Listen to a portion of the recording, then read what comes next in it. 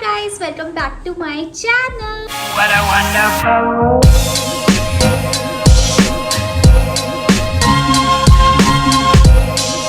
So as you already read by the title, video क्या होने वाली है? It's going to be a educational video, like a knowledgeable video, because I am doing MBA as you already know from Chandigarh University.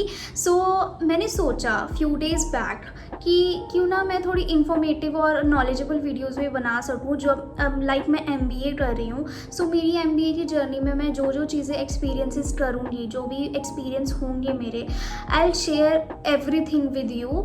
So yeah and जैसे मैंने digital marketing किया हुआ है and I am doing job as a digital marketer, और बहुत सारी चीज़ें हैं जो हमें अपनी अर्ली 20s में करनी चाहिए, इनकम के बेसिस पे भी, लाइक पढ़ाई के बेसिस पे भी, everything.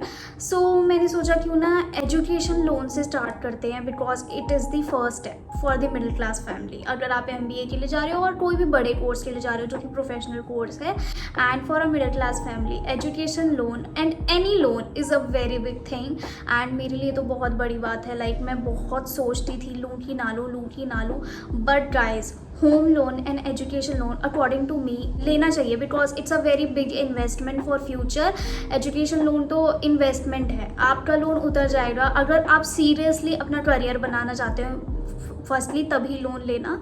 Just for the MBA की डिग्री, उसके लिए लोन लेने की ज़रूरत नहीं है, क्योंकि उसका कोई फ़ायदा नहीं होना. If you are genuinely want to make your career, तो पक्का एजुकेशन लोन लो और उसके ऊपर मेहनत करो, अपने आप को सबसे आगे रखो. लाइक हर चीज़ में ऐसा करो कि कल को आप जब प्लेसमेंट्स के लिए जाओ, जॉब के लिए जाओ, तो आपका बेस्ट से बेस्ट हो, एंड तो आप अपना जो लोन है वो जल्दी से जल्दी उतार सको. सो या इसके बारे में हम डिटेल में बाद में बात करेंगे. तो हम सबसे पहले फिर लोन के बारे में बात करते हैं कि कैसे ले सकते हैं, क्या क्या मतलब क्वेश्चंस आपके दिमाग में आते हैं, मतलब क्या क्या चीज़ें होती है. मैं बहुत ही ब्रीफ में आपको बताऊंगी ताकि आप कंफ्यूज भी ना हो, या तो सारे आपके जो क्वेरीज हैं लोन से रिलेटेड वो क्लियर हो जाएंगी. So without wasting any time let's start the video. And guys, start करने से पहले I just wanted to give you a disclaimer that जो भी मैंने एक्सपीरियंस करा, लाइक मेरे लोन में जो एक्सपीरियंस करा एंड फॉर दी MBA, मैं उसी के अकॉर्डिंग आपको बताऊंगी. एंड मेरे को लगता है कि MBA के अलावा और भी जो कोर्स होते हैं उनका मिलता जुलता ही होता होगा, मतलब डॉक्यूमेंटेशन एंड ऑल का जो प्रोसेस होता है, तो मैं उस अकॉर्डिंग बताऊंगी. सो या तो अब स्टार्ट करते हैं. तो firstly just select your course, कौन सा आपने कोर्स करना है, कौन सी डिग्री आपने करनी है, एंड योर यूनिवर्सिटी. एंड मेरे हिसाब से तो अगर आप एजुकेशन लोन ले रहे हो तो बेस्ट यूनिवर्सिटी के लिए लेना ऑफ कोर्स. तो first select your course and the university. After that apply for the entrance exam. जो भी एंट्रेंस एग्ज़ाम वगैरह होता है यूनिवर्सिटीज़ के, कॉलेजेस के, आप वहाँ पर अपना एंट्रेंस एग्ज़ाम दो. मैंने भी दिया था CUCET, जो कि MBA के लिए एग्ज़ाम होता है. और आप कोई और MBA के लिए इससे अच्छे बड़े कॉलेज में अगर आप जाना चाहते हो, लाइक IIM वगैरह, इन सब जगहों के लिए, तो वो आपको CAT और जो भी होता है वो आपको क्लियर करना होता है. तो वो आप एंट्रेंस एग्ज़ाम दो एंड आपको स्कॉलरशिप भी मिलती होगी उसमें. मेरे को स्कॉलरशिप मिला था CUCET के एग्ज़ाम में. स्कॉलरशिप एग्ज़ाम होता है, वो मैंने दिया था. एक तरह से वो एंट्रेंस एग्ज़ाम भी था. So after clearing your entrance exam, मैं यही मानूंगी कि आपका एंट्रेंस एग्ज़ाम क्लियर हो गया है. तो after that just apply for the documents from the college, क्योंकि अब इससे तो ये पता चल गया कि आपकी एडमिशन हो सकती है अब कॉलेज में. You can take the admission. वो लोन डॉक्यूमेंट्स अपने कॉलेज में अप्लाई करो, उनको बोलो कि मेरे को एजुकेशन लोन लेना है, तो आई वॉन्ट द डॉक्यूमेंट्स. तो जो भी कॉलेज से रिलेटेड सारे डॉक्यूमेंट्स होते हैं, लाइक आपका जो एंट्रेंस एग्ज़ाम का जो भी होता है, लाइक जो आपने एग्ज़ाम दिया था उसके marks and all, and college के जो भी एक फ़ी का एक स्ट्रक्चर होता है, तो जो भी है सारे जो कॉलेज से जो भी डॉक्यूमेंट्स होते हैं वो कॉलेज आपको प्रोवाइड कर देता है मेल के थ्रू, या फिर आप जाके डायरेक्टली यूनिवर्सिटी में, कॉलेजेस में जाके अप्लाई कर सकते हो. तो वो आपको डॉक्यूमेंट्स मिल गए. After that you have two options, either go for the Vidya Lakshmi portal, like अपना पूरा लॉगिन ID, पासवर्ड वगैरह सब बनाना होता है अपने लाइक फैमिली की इनकम से लेके आपके एजुकेशनल बैकग्राउंड, जितने भी आपके मार्क्स वगैरह आपकी ग्रेजुएशन में +1 +2 वो सब आपको फिल आउट करने होते हैं. अपने डॉक्यूमेंट्स भरने होते हैं, लाइक आपके ग्रेजुएशन सर्टिफिकेट्स हो गए, आपका आधार हो गया, पैन हो गया, आपके पेरेंट्स का आधार पैन हो गया, जिसको भी आप एज अ मतलब लाइक अ को बोरोवर होता है वो रखना चाहते हो. इसके बारे में बात करेंगे बाद में।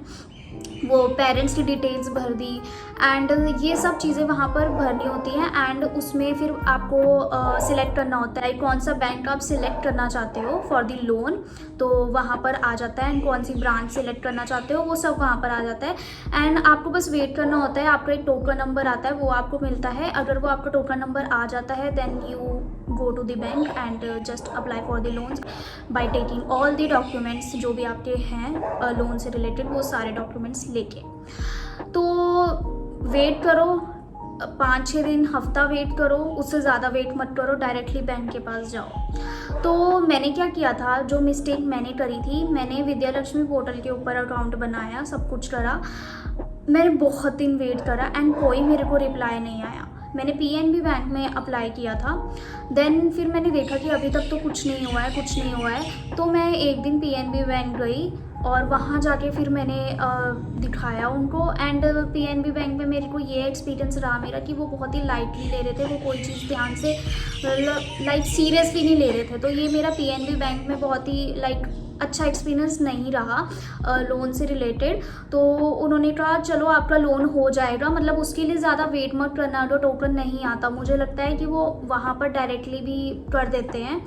तो बस फिर तो मेरा ना पीएनबी बैंक से फिर लोन लेने का ना मन नहीं किया, बिकॉज वो बहुत वेट करा रहे थे, सीरियसली चीज़ों को ले नहीं रहे थे। तो मैंने वहाँ से करा ही नहीं, बिकॉज मेरे को HDFC से डायरेक्टली कॉल आया था लोन के लिए। सो आफ्टर दैट मैंने डिसाइड किया कि HDFC से ही लोन लेते हैं।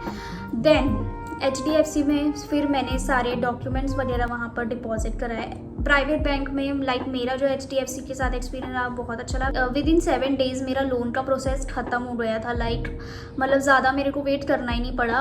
एंड अगर आप किसी गवर्नमेंट बैंक में जाते हो तो मेक श्योर कि आप ब्रांच में ना जाओ, किसी सीधा हेड ऑफिस जाओ, वो it would be a great decision. क्योंकि आई डोंट नो कि आपके लोकल जो बैंक्स होते हैं वो सीरियसली आपकी सुनते हैं कि नहीं सुनते। मेरा एक्सपीरियंस तो बेकार रहा, बाकी आप ट्राई कर सकते हो इफ़ यू वांट टू। तो HDFC में मैं इसलिए भी गई बिकॉज मेरी मम्मा का ऑलरेडी HDFC में अकाउंट है, तो वो हमारे लिए एक प्लस पॉइंट होता। तो हम HDFC में गए, वहाँ पर मैंने उनको सारे डॉक्यूमेंट्स प्रोवाइड करे। सबसे पहले तो फर्स्ट मिस्टेक, मेरे आधार कार्ड के ऊपर ना मेरा ना पुराने घर का एड्रेस था, लाइक बहुत टाइम से हमने चेंजिंग कराया था, तो उसके बिना फिर आपका लोन में प्रॉब्लम्स आती हैं बहुत ज़्यादा। आप रेंट एग्रीमेंट वगैरह वो कुछ एक्सेप्ट नहीं करते। If you live in a rented apartment तो वो नहीं एक्सेप्ट करते हैं। वो अब पहले होता था बट अब बहुत सारी चीज़ें चेंज हो चुकी हैं। तो आपको मेक श्योर कि आपका जो आधार कार्ड के ऊपर जो एड्रेस है वो अपडेटेड है, लाइक जहाँ आप रह रहे हो वहीं का ही वो एड्रेस है, बिकॉज वो वेरिफिकेशन के लिए भी आते हैं। तो मेरी ये गलती थी, तो मुझे बहुत वेट करना पड़ा था। लाइक मैंने आधार कार्ड चेंज कराया, फिर इतना वेट करो, लाइक बहुत ज़्यादा वेट करना पड़ता है। तो आधार कार्ड का सीन हो गया, मतलब आधार कार्ड मैंने अपडेट करा लिया। देन मैं सारे डॉक्यूमेंट्स लेके अपने +1 +2 की मार्कशीट, 10th की मार्कशीट, ग्रेजुएशन की मार्कशीट्स और जो भी मेरे को कॉलेज से सारे लोन डॉक्यूमेंट्स मिले थे, मेरी मम्मा के डॉक्यूमेंट्स लाइक मम्मा का आधार कार्ड, पैन कार्ड, मेरा आधार, पैन, एवरीथिंग जो भी होता है, और मम्मा की सैलरी स्लिप, ये सब चीज़ें मैं लेके बैंक चली गई। उन्होंने डॉक्यूमेंट एक्सेप्ट कर लिए। लाइक वो 2 बार आपको बुलाएंगे, एक बार लोन डॉक्यूमेंट्स वगैरह पे साइन करने के लिए, लाइक मम्मा और मेरे दोनों के साइन चाहिए होंगे, एंड एक बार आपको वो बुलाते हैं जब आपका सारा प्रोसेस ख़त्म हो जाता है, आपकी वेरिफिकेशन हो जाती है, बस एक लोन का लास्ट अग्रीमेंट कि आपका लोन कंप्लीट हो चुका है, एक वो लास्ट साइन होते हैं जो आपको करने होते हैं, आपकी मम्मा और फादर जो भी हैं उनको करने होते हैं। तो वो 2 बार आपको जाना होता है। मेरे को तो 2 बार ही बैंक जाना पड़ा। सो अब डॉक्यूमेंट्स आपने डिपॉजिट कर दिए, सारे डॉक्यूमेंट्स वेरीफाई करने के बाद आपके फिर वो घर में आते हैं वेरिफिकेशन के लिए। पहले फ़ोन पे वेरिफिकेशन होती है, देन आपकी घर में वेरिफिकेशन होती है, लाइट की चेक करने के लिए, मतलब नॉर्मल उनकी फॉर्मेलिटीज़ होती है घर आके वेरिफिकेशन करना। तो आफ्टर दी वेरिफिकेशन सब कुछ हो जाता है। अगर उनको सब सही लगता है तो आपका लोन हो जाता है, और लोन हो जाने के बाद फिर सिग्नेचर करना जाना होता है लास्ट बार, बाकी सारी फॉर्मेलिटीज़ के लिए, लाइक लोन का जो लास्ट प्रोसेस होता है। मेक श्योर कि जो आपका पैन के ऊपर सिग्नेचर है वही आप सिग्नेचर करो। वैसा मैंने सिग्नेचर नहीं किया था, मेरे सिग्नेचर आई थिंक मैं अब चेंज कर चुकी हूँ, आई डोंट नो।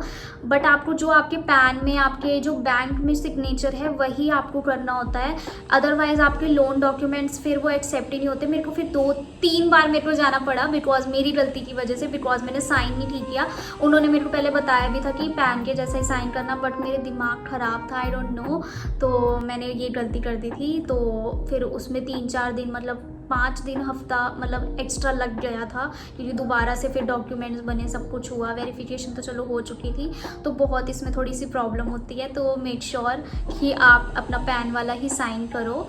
एंड हाँ, अब आते हैं कोलैटरल सिक्योरिटी के ऊपर। आपको लोन लेने के लिए इन इंडिया फॉर MBA, मेरा MBA का लोन है लाइक 3,70,000 to 4 लाख के अराउंड मेरा लोन है, तो अप टू 7,50,000 के अराउंड अकॉर्डिंग टू, या मैंने गूगल पे सर्च किया था एंड मैंने बैंक में भी पता किया था, 7.5 लाख तक आप अपना लोन ले सकते हैं विदाउट एनी सिक्योरिटी।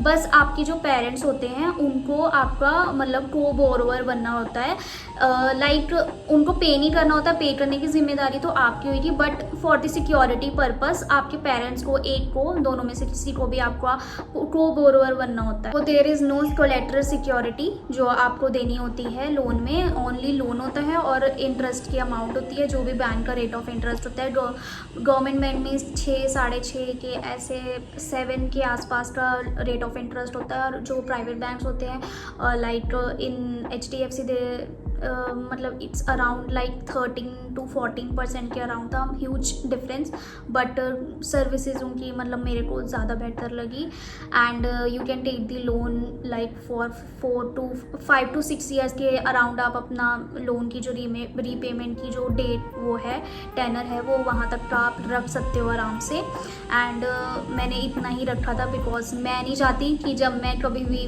फ्यूचर में लोन पे करूँ तो मेरी सारी सैलरी मैं लोन में दूँ। मैं थोड़ा सा अपना लाइक ईजी लेना चाहती थी कि लोन की जो EMI हो वो नॉर्मल मैं पे कर सकूँ, कम अमाउंट की हो। रही बात रीपेमेंट की कि स्टार्ट कैसे होता है रीपेमेंट का प्रोसेस, फॉर 2 ईयर्स आपको कोई लोन का अमाउंट पे नहीं करना होता है। एंड रीपेमेंट का जो टेनर होता है वो स्टार्ट होता है after 6 months of completing your course. Like जैसे आपकी MBA 2 साल की है, 2 साल के बाद 6 महीने का गैप रहेगा, after 6 months you will start repaying your loan. But जो लोन तो चलो आपको 2 साल बाद चुकाना स्टार्ट करना है, बट जो नॉर्मल एक रेट ऑफ इंटरेस्ट होता है लोन के अकॉर्डिंग, मेरा मतलब 850-900 के 1000 लगा लो, 1000 के आसपास आपको मंथली बेसिस पे आपकी पूरी MBA की जर्नी में मंथली आपको 1000 रुपीज़ वो रेट ऑफ इंटरेस्ट हर महीने बैंक को पे करना पड़ेगा, जो कि आपके पेरेंट के अकाउंट से जाएगा। कि फिर आगे जाके जब आपका रीपेमेंट का प्रोसेस स्टार्ट होगा तो उतना अमाउंट जो इंटरेस्ट का हमने पे किया था वो डिडक्ट हो जाएगा।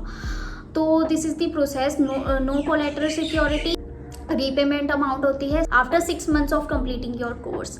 सो या ये पूरा प्रोसेस होता है पूरा एजुकेशन लोन लेने का। इतनी बड़ी कोई बात नहीं होती है। अगर आपके पास कोई प्रॉपर्टी नहीं है, कुछ नहीं है, but you want to study, like अपनी फर्दर स्टडीज़ के लिए जाना चाहते हो, बट आप अपने पेरेंट्स को भी परेशान नहीं करना चाहते कि बिकॉज लाइक हम मिडिल क्लास फैमिली है, इतना पैसा मुझे पता है अरेंज करना बहुत मुश्किल होता है, बिकॉज स्टडीज़ आर लाइक महंगी होती हैं।